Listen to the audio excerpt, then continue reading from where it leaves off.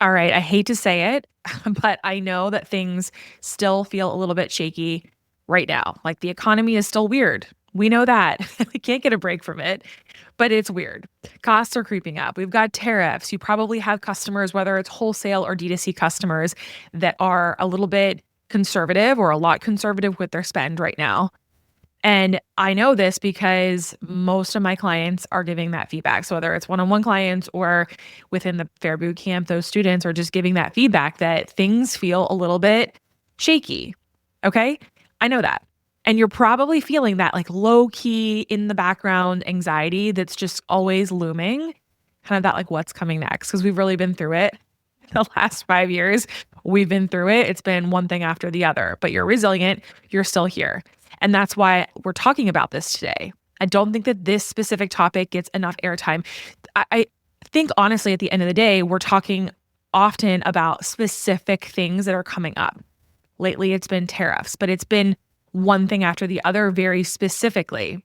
But what I am actually going to talk about today is more broad, more general, and that's mitigating risk in your product business, regardless of what's going on. So, mitigating risk in your business. I don't mean this to be a doom and gloom conversation. This is absolutely not what this is, right? Even if everything's on fire right now, or might feel like it is, we have a lot of things that we can control in our businesses. So, what we're going to talk about is how corporate retail buyers really approach their business in a calm or calm-ish strategic way that is just clear on the numbers, clear on the data, and evaluates what you can control versus what you can't. It's the biggest thing that you really need to walk away with. There's a lot of things that are completely out of your control, okay? But you absolutely can control how you plan, how you evaluate, and how you pivot. And the first step of that is really understanding where you have risk in your business. So we're going to really talk about just kind of getting you out of that panic mode, taking the emotion out of your business, making decisions so that you can really optimize your profitability, protect yourself against whatever risks could come at you in your business. Whether it's all these things that I just talked about, rising costs, you have a customer in your business that maybe you're putting a lot of pressure on the wholesale side, and then they go away, and then all of a sudden you have a gaping hole in your business. Or maybe you're putting a lot of pressure on a specific, vendor, supplier, right? So we want you to be protecting your profitability, not putting all your eggs in one basket. Even if that basket's working right now, we want to be able to evaluate the risk. Okay, so let's get into the chat. I think this is going to be a good conversation.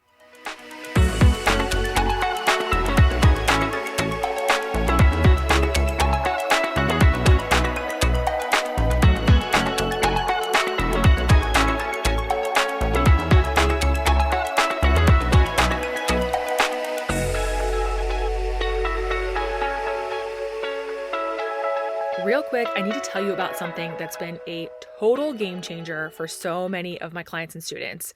If you've been trying to grow on Fair, but your orders have been slow, your market results have been less than desirable, or you're just not getting discovered the way that you know you should, this is for you. So I created a free workshop called the Fair Success Blueprint Workshop, and I teach you the exact framework that my students have used to land brand new retailers, have their best fair markets ever, and even grow their wholesale revenue by over 50% or more compared to last year. We've had some that have grown upwards of up 500% to last year. Seriously, this is the strategy that is working right now on the Fair platform. In under 45 minutes, I walk you through what buyers are actually looking for on Fair right now, why most brands stay invisible and how to fix it, and a proven 3-step strategy to stand out to sell more on Fair without adding 100 new SKUs or even rewriting your entire page. So if you're ready to finally turn Fair into a consistent, high-performing sales channel, head to kristenfishercoaching.com/fair blueprint or click the link in the show notes. You can watch it right away. You can take notes and get your exact strategy to start showing up like the brand that your dream retailers are already looking for. As business owners, I know that we all love to think that we can control everything, but oftentimes when things, go awry or don't pan out as we thought that it might, as anticipated, we take that to mean that there's something wrong with us, with how we are managing our business, right? How we are handling things in our business. It's like, oh, I don't have control of what's going on. What's going on? What's wrong with me, right? What's wrong with me? Can I even do this? You start to question and doubt yourself. And that's simply not the case. You cannot control what's going on globally with the government, shipping disruptions, tariffs, conflicts, right? You can't control that. You cannot control weather or natural disasters. I mean, literally, Monday morning meetings in corporate, we would reference different regions of the country that had major storms, snowstorms, rain, massive power outages, things like that could have impacted consumer shopping. You can't control that. You can't control a sudden dip in consumer confidence, right? You just can't control that, whether it's the consumers themselves then reacting to what is going on with whether it's those natural disasters or the global issues that are taking place. That all influences a consumer behaviors, and you cannot control that. You cannot control fixed costs, right? You can control it at the beginning. Some of them you can't even control because they're just necessities in your business, right? Like rent. Once you sign that lease for your store or your warehouse space, you can't control that, right? You can't control staffing wages. Well, you can a little bit, but you know what I'm saying? There's things that you really can't control because they're needs in your business. That software, Shopify, all those things that run the business you have to have. They are not negotiable, right? What you can control, however, is how you manage things like your inventory, your on order, your lead flow, your suppliers, your profitability for the most part, right? As you grow, you can control that more. And the role that you play in your own business, that is really where your power lies, okay? Is having that ability to separate what you can control versus what you cannot control. And managing these things with that different approach and having a different mindset is really how you step into that next level of leading within your business, even if you're just leading yourself, right? Sometimes that's the hardest thing to lead is actually leading yourself and staying motivated and staying really diligent with how you analyze your business and you make changes, because it can get really easy to just be comfortable, right? When you have a team, you really have to show up more. And that's whenever people kind of assume that, well, then I'm a leader because I'm leading a team and I have to guide these people and give them the strategy and make sure that they're, doing X, Y, and Z. But when you're just leading yourself, that's a different story. So no matter where you fall in that range, having that mindset and stepping into that level of leading within your business makes a really big difference. If you're new here, I always talk about it's that buyer mentality. And if you are a buyer, if you have your own retail shop, then you get that a lot. If you are a brand and you're more on that creative side, the buying side might be more foreign to you, but there's a lot of things that you can pull from that mindset into your own business that will help you to be more profitable, more nimble in your business. Okay. So let's just kind of go through some things that you can really manage to help mitigate risk in your business. And before I even actually go into that, I should say when I'm saying mitigating risk, I am talking about how you can reduce risk so that when those outside factors come in, your business is less leaky, right? It's less open to things coming in and just taking you out, right? A lot of businesses we saw in 2020, 2021 could not manage it. Now, some businesses, it's just a totally different circumstances. It's not a reflection on them as business owners, but some businesses could not sustain it because they didn't have all their leaky buckets figured out. There was too much leaking happening. They could not sustain the risk that came in. Now, obviously, I hope that we never experience something to that degree again. That's a really extreme example, but when something happens outside of your control, that is when all those things that you can control come into play and can help your business stay afloat and even thrive in those challenges. So when I'm talking about mitigating risk, I'm talking about reducing the risk that you can control so that when those things come in outside of your business that you can't control, you're in a good place. So the number one lever that I really like to look at when working with clients and evaluating risk, and this is the same thing that buyers in corporate are doing every single week, for sure every Monday with those Monday meetings, but throughout the entire week, it is evaluating your inventory and your on order. So your on order is what inventory you've already placed that is on order and not yet in your hands. So you've committed to X amount of inventory or X amount of material so that you can, develop or not develop, produce your inventory if you're a handmade business, right? So it's all the materials, but when I'm speaking to retail specifically, it's all those POs that you've placed.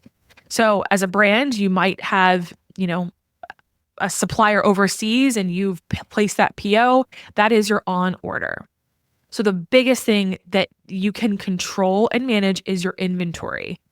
Okay. I'm really obsessed with on order management because that is something that you can control for the most part. And why am I obsessed with this?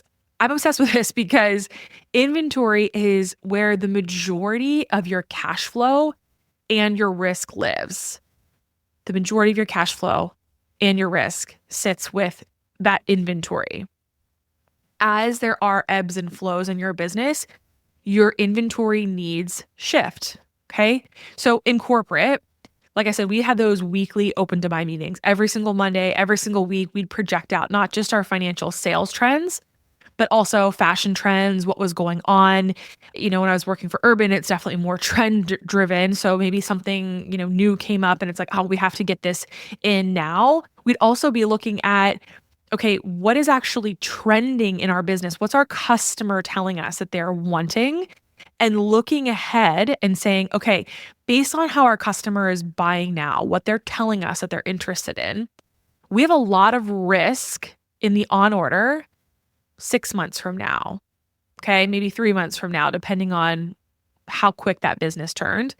We'd take a look at that and we'd say, all right, so the customer, I'm going to make something up here. The customer is like hating polka dots right now, hating them. Okay. And oh shit, we have a whole polka dot collection of holiday sweaters coming in a couple months. We got to change that pattern. And so we would literally say, what can we do with this yarn? Okay, where are you at in your knitting production process? We would change the pattern to account for that. We would keep some polka dot still because some people do like it. It's still selling. It's just not selling as well as we thought it would. That's an example of just those week to week, day to day conversations. Okay.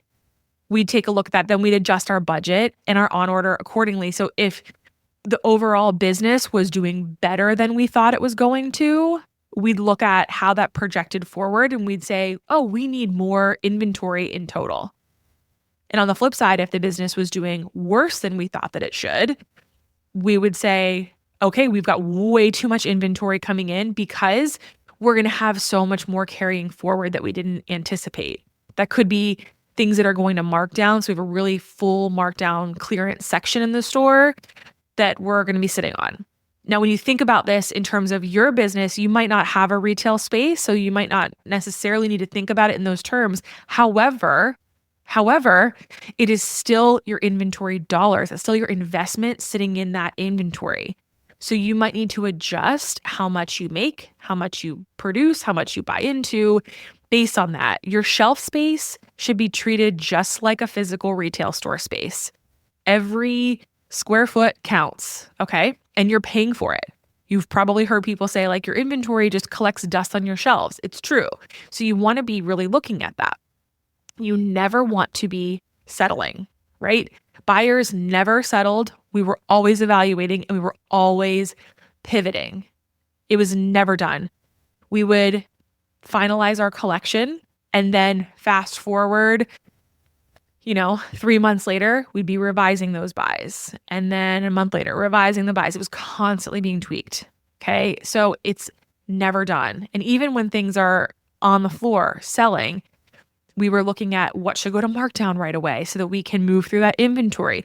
It was constant. And when you approach your business with that mindset, it really helps you to think about, okay, just because I finished this collection, just because everything's done and I've moved on to designing the next season or buying the next season, or I'm working on my content strategy or whatever, it's not really done. Okay. Your on order is just not a set it and forget it decision. It's like living and breathing, right? And it actually was fun when I got into the nitty gritty. So that first example I gave you is like a more nitty gritty version of it. And I think that that's something that's can be a little easier to apply to a business that maybe doesn't have an actual retail space. So if you are making your own product or designing into your own product and you're producing most of it here in the US or some of it's overseas and some of it's here, that first example of the customer doesn't like polka dots. So now can we change our on order, our future collection? Let's make some shifts. Okay. So some things that you can ask yourself when you are evaluating if you have risk in your business when it comes to your inventory, your on order, or just that collection that you have designed. The first thing would be, do I have too much depth in one product or one category that's not selling very well? So overall, do you have too much pressure put on notebooks and your customers not buying notebooks, they're buying notepads? There's a lot of examples that you could think through. So it's either too much depth, meaning you have too much currently on hand and you have more coming and the customer's not into it. So what could you get out of? What can you shift? It could even be, I don't have that much and I'm selling so much of it. I need to increase the on order of notebooks going forward because I don't have enough right now and I'm going to need more when I get into a busier season. But when I do that, where do I want to pull away from? Where can I say I need to pull less inventory or less of my open to buy on order out of, let's say it is notepads, because you can't afford to have all of it at once. It's like making those shifts and those decisions. Another question to ask yourself is, are you over relying on last year's bestseller when the trend is clearly down? So let's say last fall, you had a product that sold so well and you're like, next fall, I'm not going to reinvent the wheel. Kristen always says, don't reinvent the wheel if it's working. So I'm going to bring it back. Okay. But here you are, the last couple months you've been selling it. So let's say you are selling wholesale and you're not seeing your buyers buying it at the rate that they bought it last year. That could be just because of the economy and they are a little bit more risk adverse right now and they're just buying tighter. So it could just be that. You could also see your customers are just not responding to that trend anymore and they're shifting into something else. When you see something that's trending down, but there's an increase in something else that can be like the offset of it, right? Then that just means that there's a shift in the trend. When everything in the business is down, that is more indicative of more risk adverse buying behaviors, right? But when it comes to a specific bestseller, it's hard to know when the trend is down sometimes, but really watching the trends that are similar to it, the products that are similar to it, how it's trending in your business, and quickly being able to recognize, oh, this is the other thing that's going to replace that and become the new bestseller. Or maybe the volume is going to split between this and another one. Do I have enough inventory in that other thing to offset the risk that this downtrending product is going to have in my business? Okay.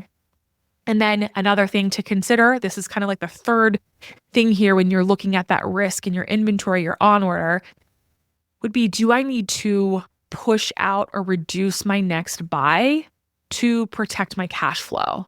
This was a really big one, particularly, oh my gosh, in 2020, like the PTSD I feel like I have from that time period. We were canceling POs left and right because stores were not open. And so we had nowhere to put the inventory, right? That's a very extreme example. But my entire buying career, we were constantly shifting POs out, pulling them up because we needed more inventory because sales were better.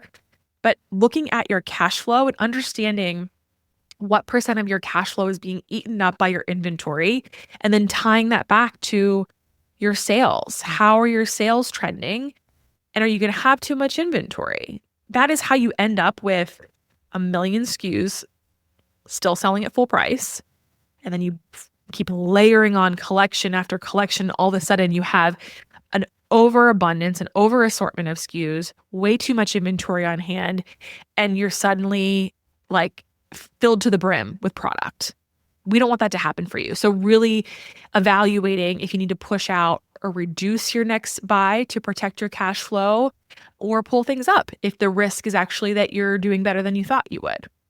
That level of awareness and agility is really what separates businesses that thrive from businesses that end up just kind of drowning in that unsold product. That can be one of the fastest ways to have yourself go out of business. If you constantly feel like your sales are pretty good, but you don't have money in the bank, you're not able to really pay yourself, the first thing to look at is obviously your overall expenses, but how much you're spending on your product and your inventory versus how much you're selling. If you don't have a great sell through, meaning you're only selling through about 20%, 30%, even 50% of your product, that like the midpoint of the season, that probably means you have too much on hand, right? You want to be ending your season at like 80 to 95% sell-throughs. So thinking through how much inventory you really are holding and tying that back to your cash flow helps you to pay yourself more. So that's the number one risk that I'm like, definitely want to make sure we're touching on. Okay. Now let's shift and talk about, let's see, maybe next we'll go to suppliers. I want to think about suppliers because that ties back into your inventory, right? So we'll touch on suppliers and manufacturers. I'm not going to go too far into this, but this is something that can really help to make or break, we'll say, your risk profile, how much risk is in your business. So if you're relying on just one manufacturer for everything, you're really exposing your business to a lot of risk. Because if they have delays, if they raise their prices, if they close down, you're kind of shit out of luck, right? So smart buyers are always diversifying their supplier base where possible. That's really, when it comes down to developing your product and actually producing your product, having multiple resources. It doesn't mean that you always have to split where your supply is coming from. So let's do tea towels, for example.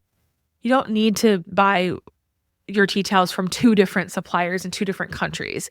But what I would encourage you to do is to have a little list, a little roster of other suppliers that you have started to establish a relationship with and you've connected to them so that you can reach out and get pricing and samples and you know that they are a supplier that you could rely on should there become an issue with the one that you're working with. Okay. So that is something I think to just make sure you're really diversifying. So a couple questions to ask yourself would just be, do I have backup suppliers if something falls through? Or just evaluating, am I too reliant on one vendor for my margins? Okay. Splitting up your vendors can sometimes help to make sure you have some levers to pull. And really understanding within your supply chain, right? Where are your biggest risks?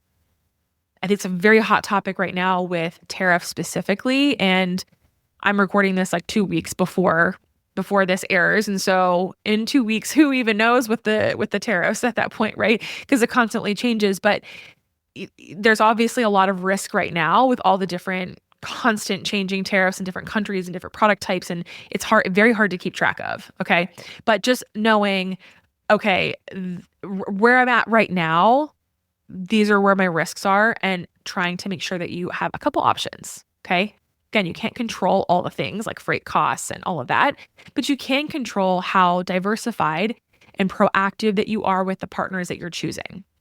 Another big thing too, I didn't mention this, but when you're having those conversations with your suppliers, understand where you have margin breaks at different volume levels so that as you grow, you know which vendor will help you to be more profitable in the long term.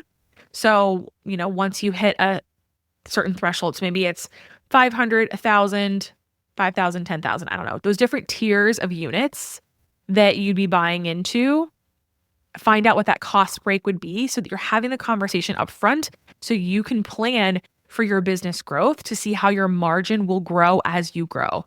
Okay. So I really wanted to make sure I touched on that. So let's talk about, we'll go next into like the customer base, right? So customer mix.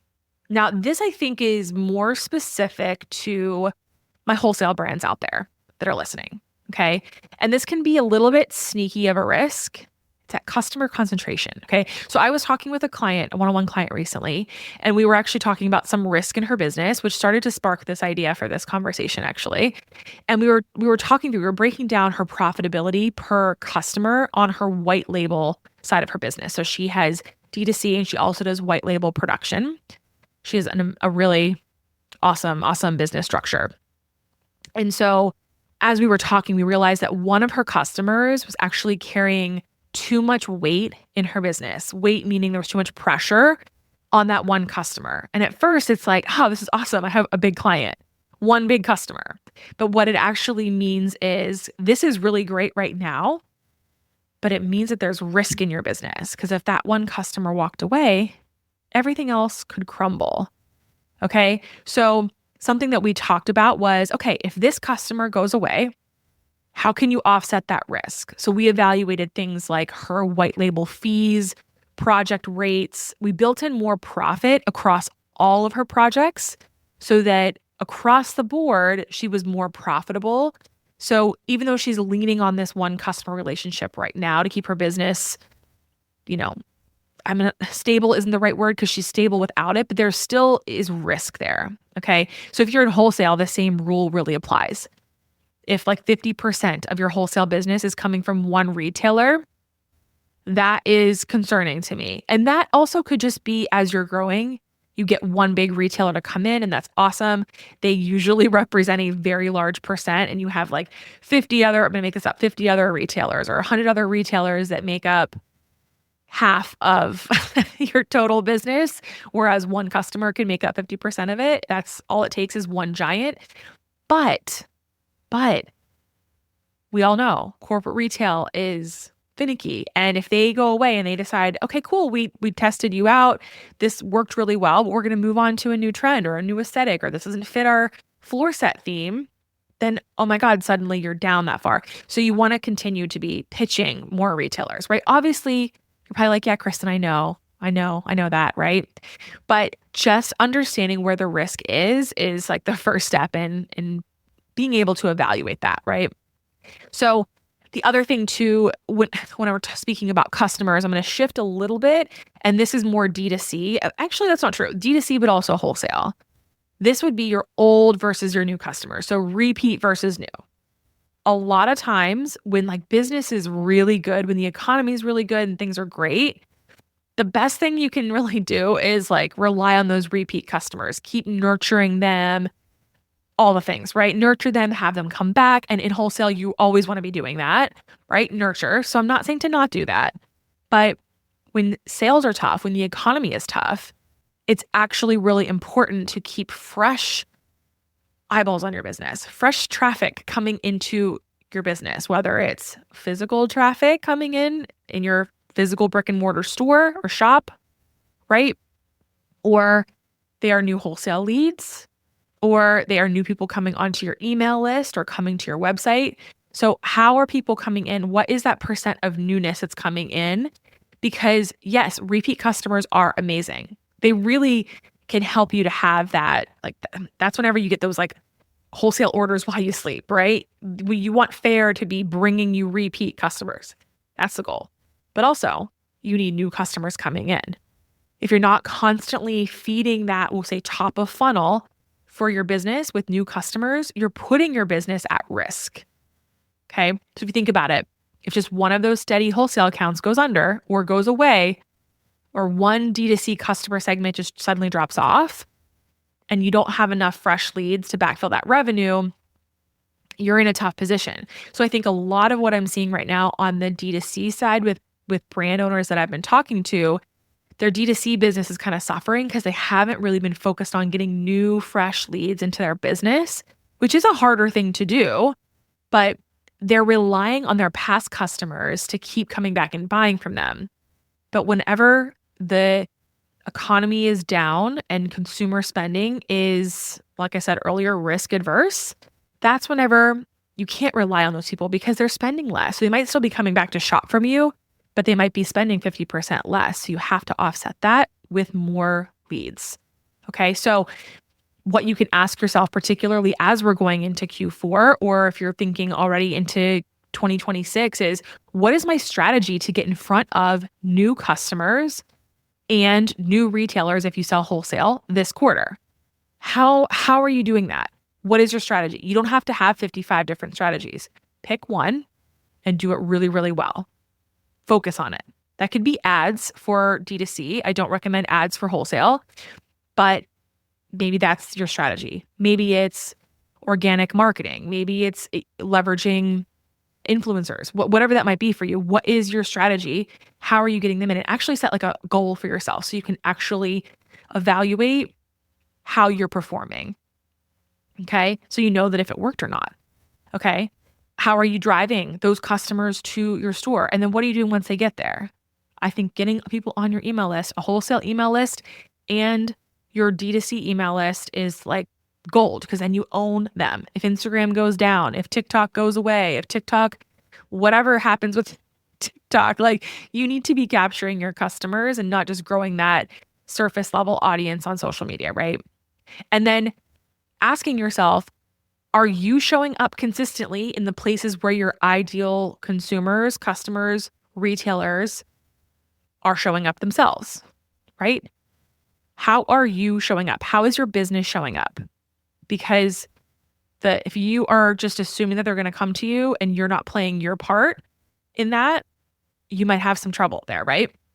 You never want to be in a place where your business growth is capped by the same set of customers that you had last year. You always have to be growing your new customer base. And it can be easy to slip into, I'm just going to keep nurturing my existing retailers or my existing consumers, buyers, D2C buyers, right? But you have to bring in new people. They're both important, but especially right now, the newness is what you really need to be focusing on. So the last thing that I want to talk about when it comes to managing risk in your business is you, right? Let's talk about you. One of the biggest risks that can happen in a small business is when the founder is wearing all the hats.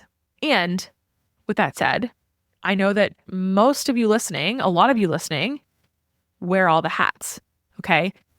When you rely too heavily on yourself, that is a risk. Because if you get sick, your sales stop. If you get burned out, your growth can stall, okay? But you need to just understand, okay, if I am wearing all the hats, that's okay. That's where I'm at in my business right now. One, what's your strategy to start taking some of that pressure and putting it onto an employee or a contractor or someone that comes in to help you with orders? Where are you able to delegate that takes the most pressure off of you so that the business can still run and you're not having to do all the thinking and all the doing, right? So that's the first part of it. But then also looking at your systems and how you're working ahead and what you're batching out and how you're able to set up a flow in your business that if you do get sick, the sales don't stop, right? And not when you get burned out, because you're not going to get burned out.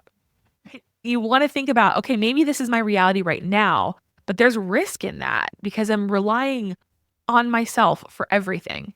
So what does that strategy look like? And really thinking ahead. That is when you're really stepping into that leadership mindset and recognizing where you need to delegate, outsource, systematize, all the things so that the business is not solely dependent on you. It's really not weakness at all. That's just being smart as a business owner, being smart in terms of how you're leading yourself through your business and recognizing where there's risk and where you are, I'm not going to say at fault, but where you are potentially the bottleneck or where you're creating the risk and kind of stepping up out of that, taking your emotion out of it. Well, yeah, Kristen, I'm so tired. I don't have the money to spend to bring somebody else in. Okay, well, what are you doing about it? Go through this whole podcast episode again, because there's some things in here that can help you to get to that point. Okay. So kind of zooming out on this whole conversation, you can't control what's going on in the economy. You can't control all the things that we just talked about, right? But you can control your inventory, your on-order management, your product offering, right? That's what that is. Your customer mix and your profitability, the flow of new leads and new traffic into your business, your supplier relationships and really diversifying your manufacturers and your suppliers. And you can control the role that you play in your own business. So that's really where you mitigate risk. And it's where you also build stability. Okay. It's where you're protecting your profits. And here's the thing, none of this is about emotion. As buyers in corporate, first of all, we don't have the emotional level that you do as a business owner because it's not your heart and soul. It's not your business, right? It's your business, but it's different. You go home and, well, you still think about it, but it's not your own business. But you really don't have the luxury of making emotional decisions because it is so fast paced and you have so many eyes on you as the buyer to be guiding the whole team on the whole company, quite frankly, on its profitability. So there's no emotion in it. There is no emotion in it. You're looking at the numbers, we're looking at the trends, we're making the smartest call with the information that we have at the time. And then we say agile, I cannot talk.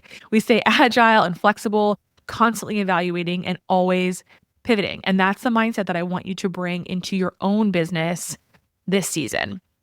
So as you're really ramping up for holiday for your D2C side of the business and beyond that into 2026 or whenever you're listening to this is a timeless episode. I really want you to ask yourself, where am I carrying more risk in my business than I should be? What levers do I have where I can reduce that risk? And that can start right now. Some things you can change immediately. Some things require more planning.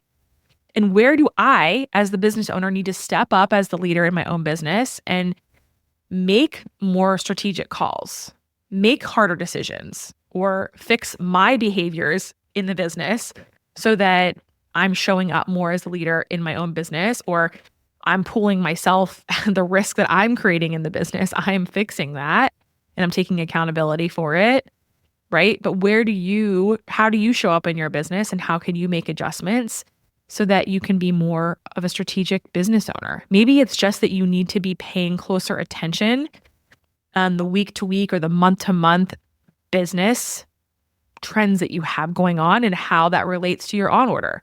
Like that could just be one thing that you start doing that would make a massive difference for you. But this is how you really build that business that's not just the creative, fun, exciting side of it with a lot of emotion and a lot of panic whenever things go awry. But this is how you're really building a creative business that's also stable and profitable and built to last. Okay. So if you need some support, once you kind of get down into the nitty gritty and you start recognizing where you have risk and you're building out your plans and you're like, okay, well, what do I do with this now that I have figured out where some of this risk lies? I'm going to drop a link to the goal setting workshop in the show notes. It's not just a workshop. There's multiple pieces of it. So you get this spreadsheet that I use for all my clients. It's based on how I would plan in corporate and then also for my own small business. So it's kind of a mix of the two. And it walks through with videos step by step of the way to help you build out those goals, understand where you have risk in your business, plan it out in a way that's sustainable for you so that you can build a sustainable, profitable business. So I'll drop the link in the show notes for the goal setting workshop. You should definitely check it out. Had over 100 business owners go through it and give really great feedback. So I know that it will work for you because it worked in my own business as well. Okay, so that's what I've got for you today. If this episode gave you some clarity, I'd love for you to share it with other product business owners that might need this little reminder. It means so much to me whenever I get your feedback in my DMs on Instagram at Kristen Fisher Coaching, or I see you sharing it. It just is the biggest compliment ever. And I'd love to hear from you. DM me. What is one risk that you recognize in your business after listening to this that you're committed to reducing in your business in the coming months? I'd love to hear what you're working on. So stay tuned and I'll catch you inside the next episode. Hey friend, quick question for you. Are you feeling stuck with how to get your brand to stand out on Faire? I'm asking you because as a buyer myself, I can tell you that there are just so many brands out there vying for the attention of these buyers, but I know that your brand has something so special and it needs to be seen. I put together a private podcast for you that goes deeper into what buyers are really looking for on the Faire platform and how you can stand out from the crowd to grow your wholesale business and really land those dream buyers. So if this resonates with you, head to the link in the show notes for instant access. Thanks so much for spending some time with me today. If you are loving the show, I would be so beyond grateful if you would rate and review the podcast and share it with one of your biz besties to help spread the word. I hope that you absolutely crush your sales this week. I'll be back to chat with you next Monday.